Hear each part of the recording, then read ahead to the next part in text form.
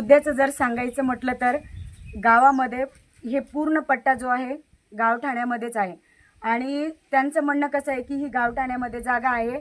आत्तापर्यंत गावामधल्या एवढ्या लोकांनी घरं बांधली पण कुणालाही बांधकाम परवाना मागितलेला नाही आणि त्यांनी पण कुणालाही बांधकाम परवाना दिलेला नाही आहे. आम्ही ग्रामपंचायतमध्ये जाऊन बांधकाम परवाना मागितला पण तो बांधकाम परवाना देत नाही आहे, काम बंद करतोय आणि गावातल्या लोकांना आत्तापर्यंत कुणालाही बांधू नका म्हणून त्यांनी ऑब्जेक्शन घेतलेलं नाही. मग आम्हालाच का प्रत्येक वेळेला आम्हालाच का म्हणतायत की तुम्ही बांधकाम करू नका? कुणाचंही बांधकाम त्यांनी अडवलेलं नाही आहे ग्रामसेवकनी. आमचंच काम ते प्रत्येक वेळेला का अडवतायत? मग त्यांना काही घुसखोरी घ्यायचं आहे तर त्यांनी आम्हाला येऊन बोलावं, का त्रास द्यावा?